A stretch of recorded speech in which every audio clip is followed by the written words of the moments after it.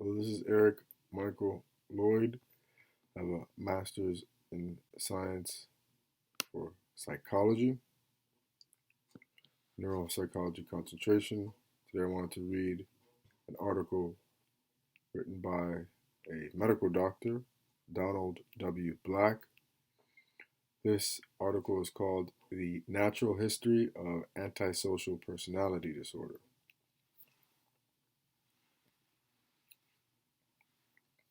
This was published in 2015.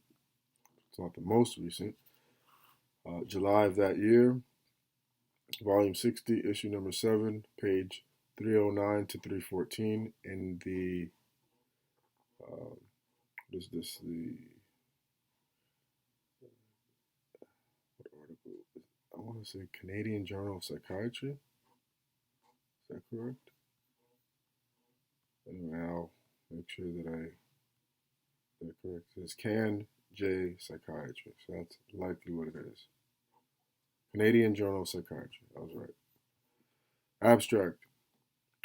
Antisocial Personality Disorder, ASPD, is characterized by a pattern of socially irresponsible, exploitative, and guiltless behavior. ASPD is associated with co-occurring mental health and addictive disorders and medical comorbidity. Rates of natural and unnatural death, suicide, homicide, and accidents are excessive. ASPD is a predictor of poor treatment response. ASPD begins early in life, usually by age 8 years. Diagnosed as conduct disorder in childhood, the diagnosis converts to ASPD at age 18 if antisocial behaviors have persisted.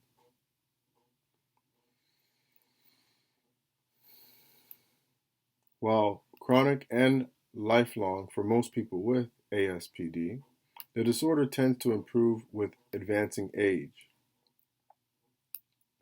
I guess that's a reward for living.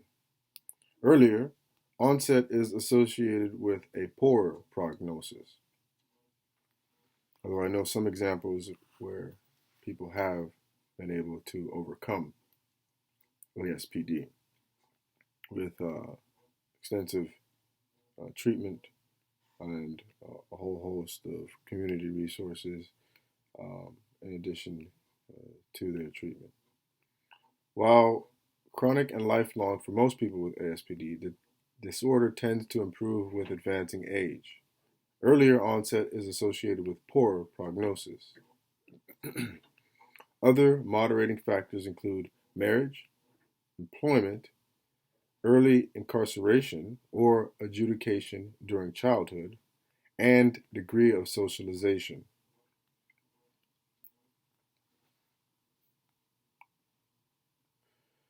Keywords for this study are antisocial personality disorder, sociopathy, natural history, psychopathy, and review.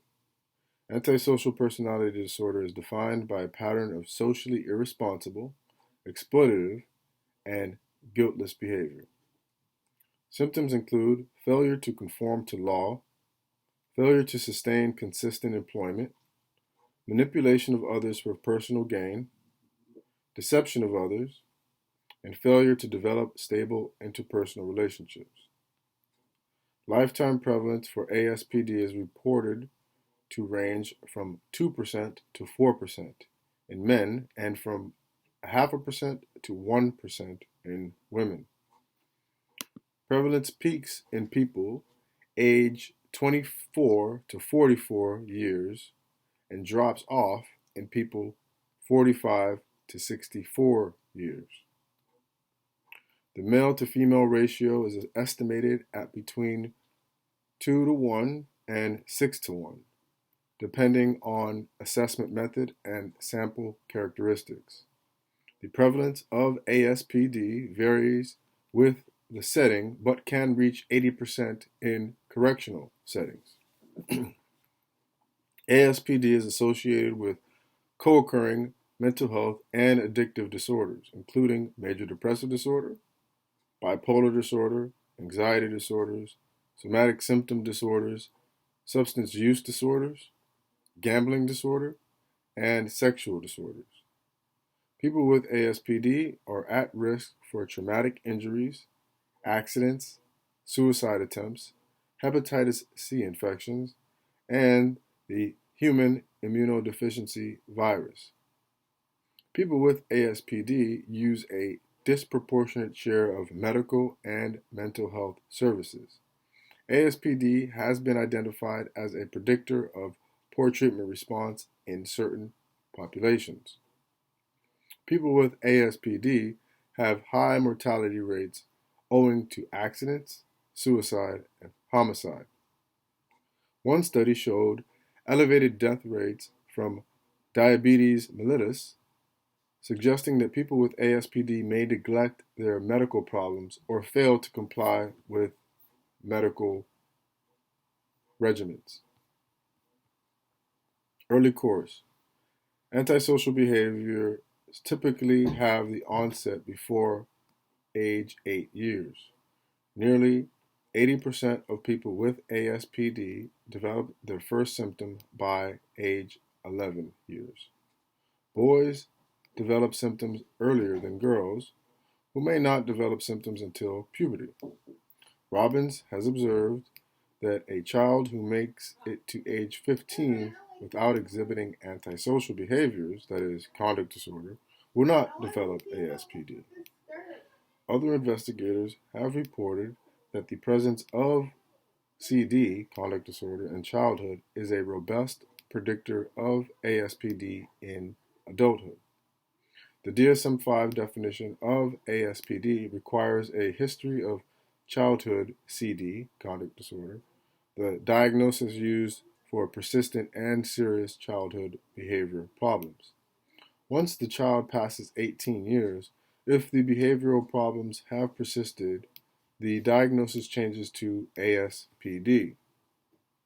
An estimated 25% of girls and 40% of boys with CD, conduct disorder, later meet criteria for ASPD.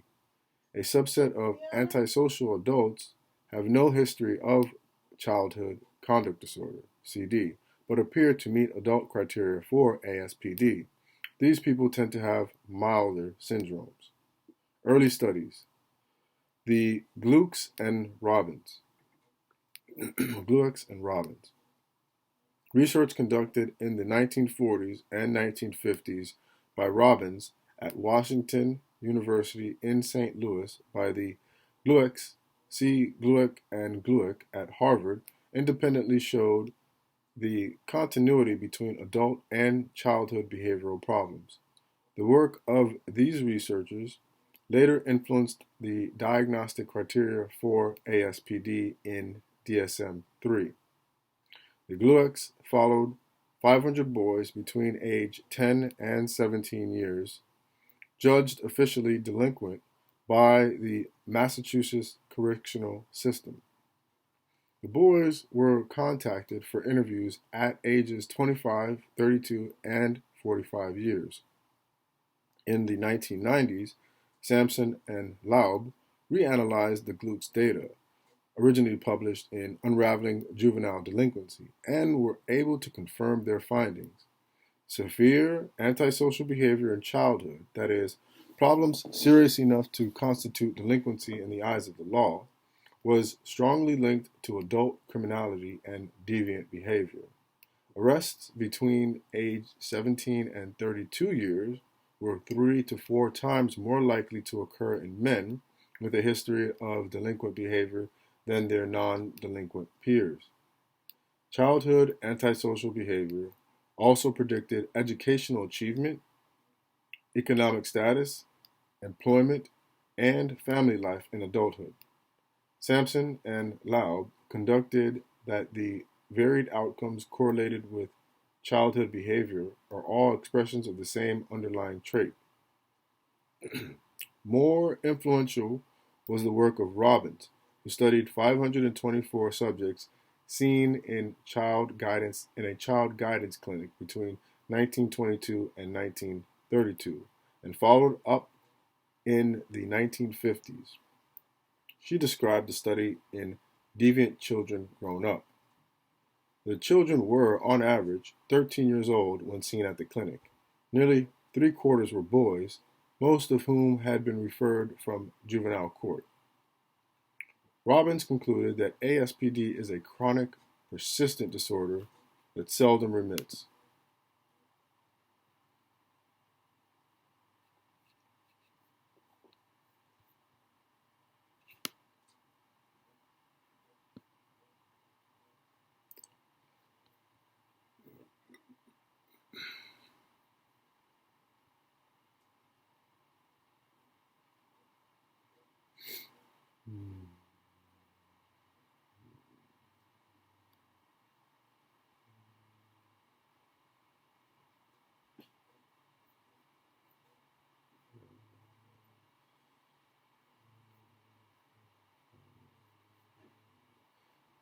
Clinical implications. ASPD is important to diagnose because of prognostic implications. ASPD shows the continuity between childhood and adult behavioral problems. ASPD is chronic and lifelong for most people, but tends to moderate with advancing age. Limitations. Many prospective studies have involved non-representative samples, such as those who have been hospitalized or adjudicated. I like that they put their limitations in this study, as I've seen some studies without limitations, which doesn't really make sense. The definition of ASPD has evolved, complicating the interpretation of findings in early studies. Many prospective studies have used a limited number of predictive variables. So it seems like the construct has changed over time.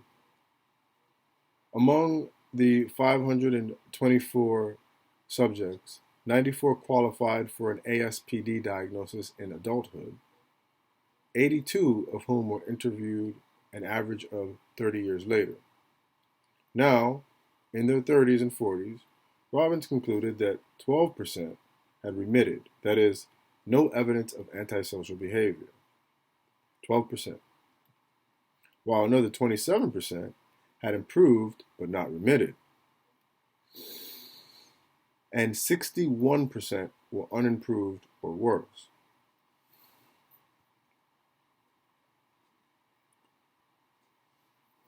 %, 27%, and 12%. Median age for improvement was 35 years. That's 35 years old, whenever I state that. But Robbins noted that there was no age beyond which improvement seemed impossible. So there's a glimmer of hopefulness. That a subject had improved did not mean the disorder was no longer a problem. She writes the following. The finding that more than one-third of the sociopathic group had given up much of the antisocial behavior does not mean that at present they are strikingly well-adjusted and agreeable persons. Many of them report interpersonal difficulties, irritability, hostility towards wives, neighbors, and organized religion. They are, in many cases, no longer either a threat to the life and property of others, nor a financial drain on society. The Iowa Antisocial Follow-Up. Black et al. Followed up 71 men who had been psychiatrically hospitalized at the University of Iowa between 1945 and 1970 and met DSM-3 criteria for ASPD, which were applied retrospectively to the case notes. The researchers were able to trace over 90% of the men and had sufficient information to rate outcome in 45 who had been hospitalized an average of 29 years earlier. The men were a mean age of 56 years at the follow-up, with ratings similar to those used by Robbins. Black et al. Concluded that 27% of the subjects had remitted, that means no more symptoms, 31% had improved but not remitted, still some symptoms but a lot of improvement, and 42% were unimproved or worse. Subjects most likely to have improved were the least symptomatic at baseline and had achieved an older age by the time of the follow-up. Black et al. Concluded that many of the antisocial behaviors present at index evaluation were still present at follow-up.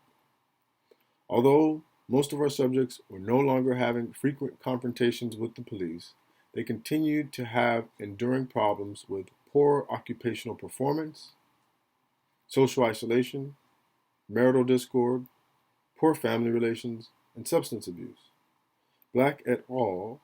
Compared the course of the antisocial men to that of people with schizophrenia or depression, as well as to healthy control subjects. Data previously published in the Iowa 500 study. So all that data was published in the Iowa 500 study. All subjects had been hospitalized at the same facility.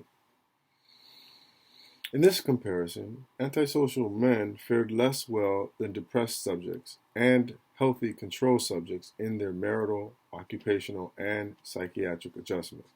Antisocial men functioned better than people with schizophrenia in their marital status and housing, but not in their occupational status,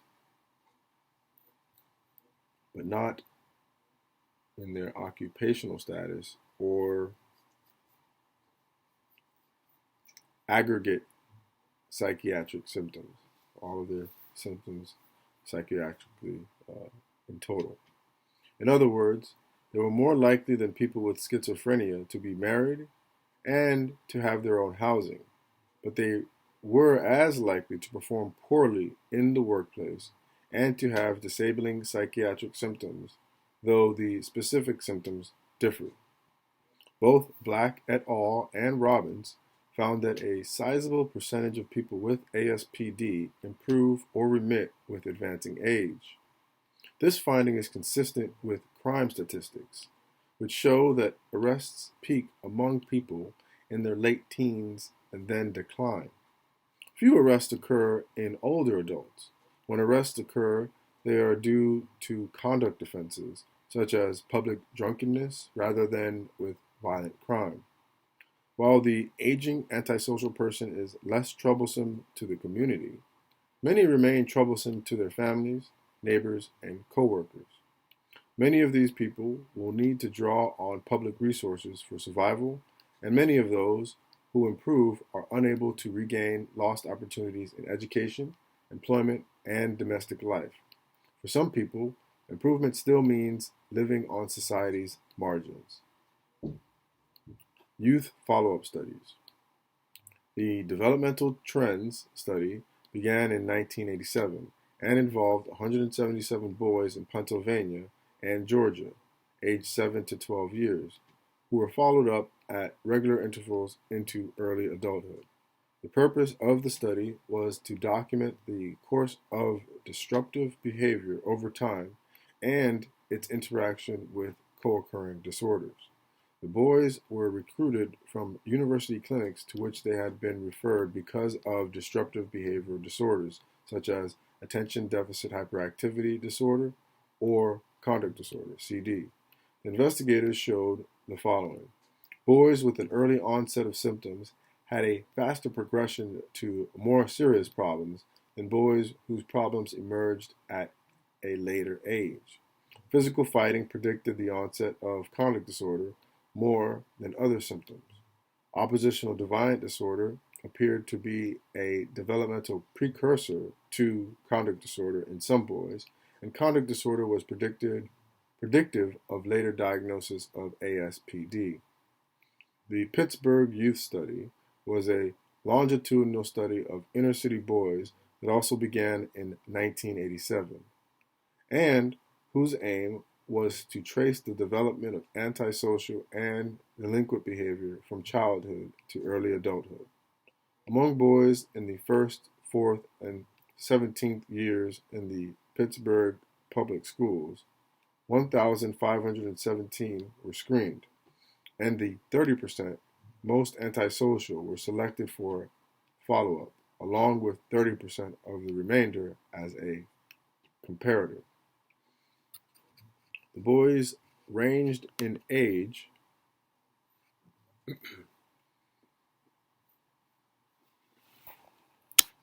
from 7 to 13 years at intake. In this study, the researchers were able to show that problem behaviors occurred along a developmental trajectory from childhood to adolescence. The onset of minor covert acts, such as lying and shoplifting, tended to occur before the onset of property damage, which in turn occurred before the onset of moderate to serious forms of delinquency. Jack Roller's story. A natural history of antisocial personality disorder is illustrated in a more personal way by examining the true life of Stanley, the Jack Roller, as portrayed in the books The Jack Roller, A Delinquent Boy's Own Story by Clifford Shaw, and The Jack Roller at 70 by Jack Roller and John Snodgrass.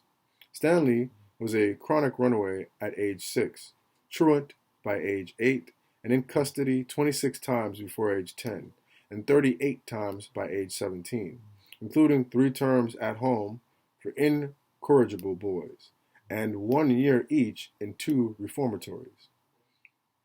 Through a great deal of ingenuity, Snodgrass found and re-interviewed Stanley when he was 70 years old. No longer involved in any significant criminal activity, Stanley continued to have trouble keeping jobs, was constantly on guard against assault by others, and took little responsibility for his own problems. He clearly had all the earmarks of ASPD, despite his advanced age. Shaw later edited Brothers in Crime, published in 1938. The book describes the 5 Martin boys and their progression from juvenile delinquents to adult criminals who, together, spent a total of 55 years in prison. At the time of publication, the brothers ranged in age from 25 to 35 years. 4 of the 5 were considered improved and were engaged in self-supporting activities, although the oldest, John, was actively alcoholic, while the youngest, Carl, was incarcerated. The stories of their misbehavior intertwine but also display the familial nature of antisocial personality disorder. Different trajectories.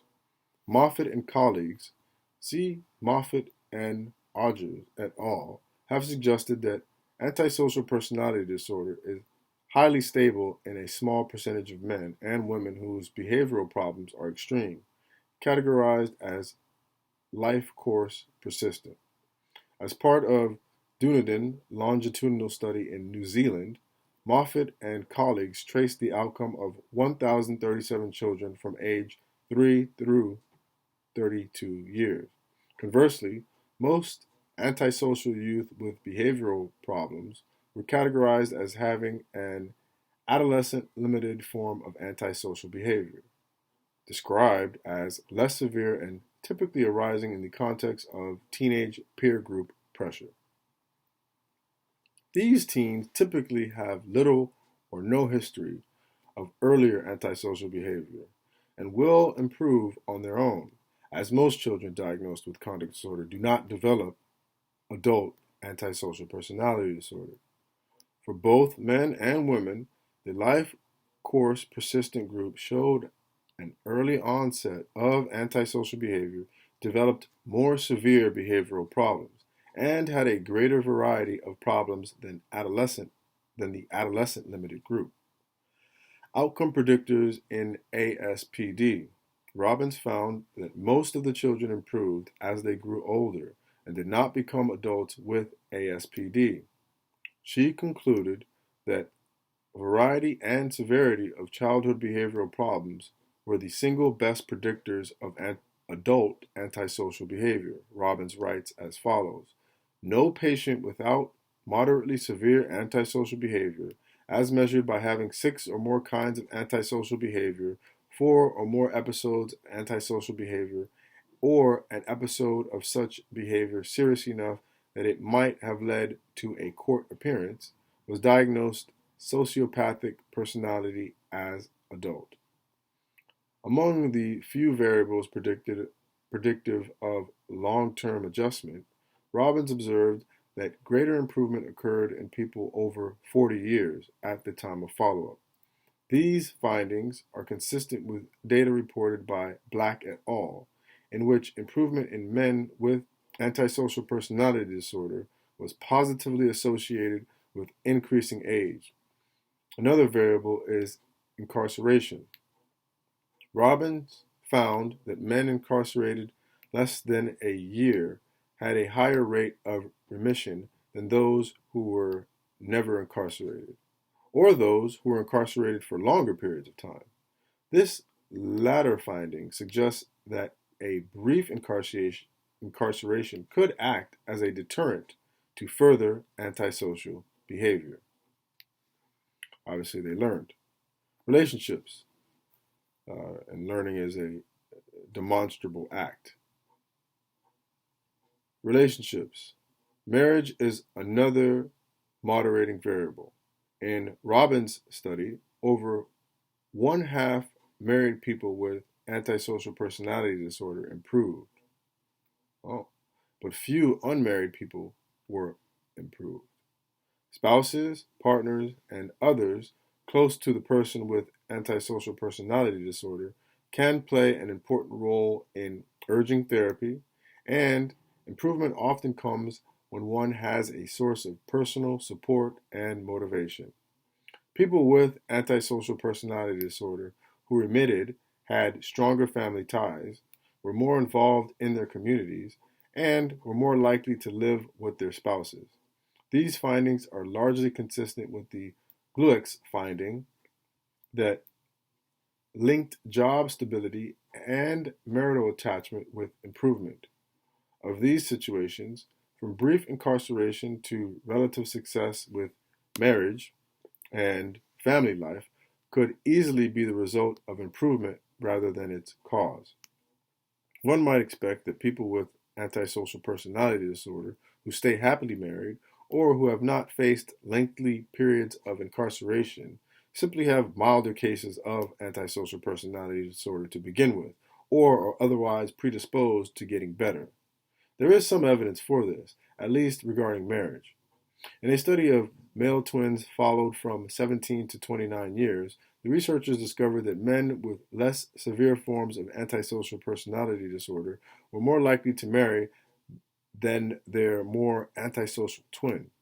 Possibly, severe antisocial symptoms hinder marriage because they interfere with forming intimate relationships.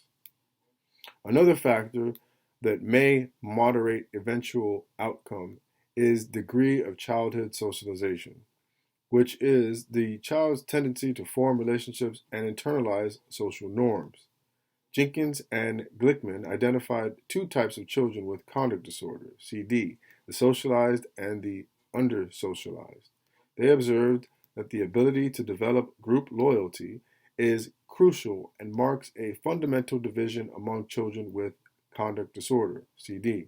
Socialized children, regardless of their behavior, form strong ties to a familiar group of friends, whereas under-socialized children tend to be loners. In a 10-year follow-up study, Hen et al. Found that socialized delinquents were less likely to have been convicted of crimes or imprisoned as adults than under-socialized delinquents. Other studies. 3 additional studies are relevant to any review of the natural history of antisocial personality disorder. These are the follow-up studies of Maddox, Gibbons et al., and Tong, all conducted in the United Kingdom in the 1950s and 1960s. The subjects in each study were considered psychopaths, a rough equivalent of ASPD. Maddox reported a 5-year follow-up study of patients seen in an outpatient department between 1961 and 1963. The men were considered psychopaths, and the inclusion criteria included impulsivity, trouble with the law, several spouses or sexual partners, trouble at school, and unreliability. Maddox traced 52 of 59 men, 10, 19% had settled down, 39, 75% had not settled, and 3, 6% had died by suicide. He defined settle down as having shown a reduction of impulsiveness, enabling the patient to stay in the same job, stay with the same partner, and generally a reduction in symptoms that placed him in the category in the first place. While there was no clear distinction between men who had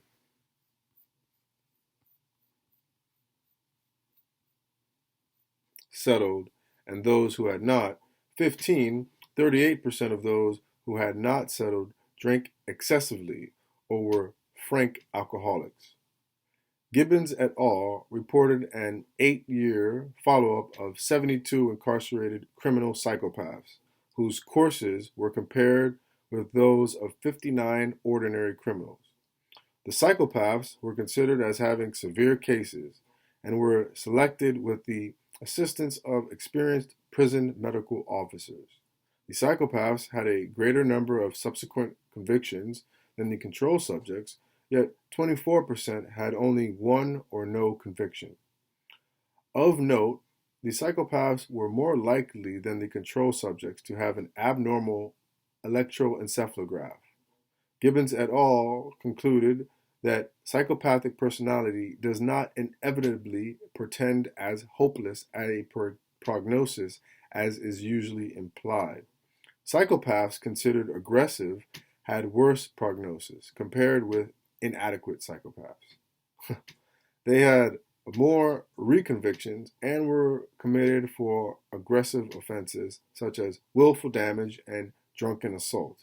Gibbons et al. Writes as follows: it seems probable that the aggressive psychopath is so crippled in all his social relations that he is only able to live by crime, and his record therefore consists very largely of acquisitive offenses. Page 112. Tong reported on the outcome of criminal psychopaths. They had been legally classified as psychopaths in the United Kingdom and incarcerated between 1954 and 1961 at Rampton Hospital, a special close security psychiatric hospital that catered to offenders considered dangerous or to have violent propensities.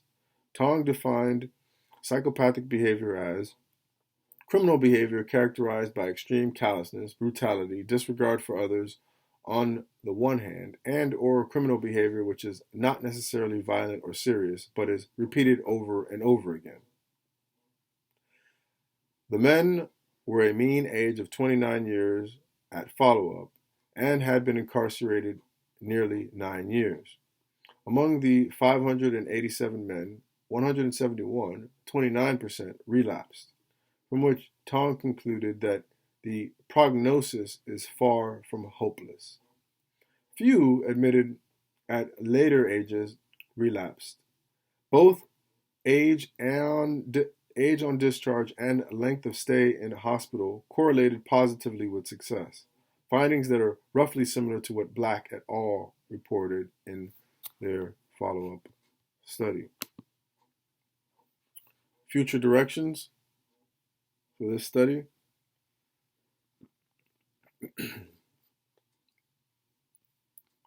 Several conclusions can be drawn from this review. The natural history of ASPD, antisocial personality disorder, is better understood than other personality disorders because of the various case reports and longitudinal studies that have been conducted during the past 80 years. For most people, antisocial personality disorder is a chronic disorder that begins in early childhood and continues throughout adulthood. ASPD Antisocial personality disorder is associated with co-occurring mental health and addictive disorders. Mortality rates are high. While people with antisocial personality disorder improve with advancing age, problems continue, though on a lesser scale, such as poor job performance and domestic problems. Improvement can occur at any age, but it most likely starts between mid-30s and early 40s. Lastly, people with more severe syndromes at onset appear to be the ones with the most severe antisocial personality disorder at follow-up. We cannot predict outcome, but people with earlier onset tend to have a worse outcome. And moderating factors include marriage, family and community ties, early incarceration or adjudication in childhood, and degree of socialization. Researchers have much work to do. They need to determine the full extent of the disorder in various subpopulations and to determine the clinical picture in women, as well as their comparative course and outcome. A small percentage of people with antisocial personality disorder appear not to have a history of conduct disorder, and researchers need to better characterize this subset. Outcome data are based on skewed samples. While it is clear that the disorder is chronic for most, we have little understanding of how or why some improve while others do not, nor do we know if any therapeutic interventions or incarceration change its course. Outcome predictors are important to study, including clinical and illness variables and potential biomarkers. Lastly, we must focus attention on troubled children because of their great risk for developing antisocial personality disorder. Acknowledgements. Dr. Black has received royalties from the American Psychiatric Publishing, Oxford University Press, and Up to Date Incorporated. And he has received research support from AstraZeneca, the National Institute on Aging, and the Nellie Bow Trust. The Canadian Psychiatric Association proudly supports In Review series by providing an honorarium to the authors. The Natural History of Antisocial Personality Disorder, Canadian Journal of Psychiatry, published in 2015, July of that year.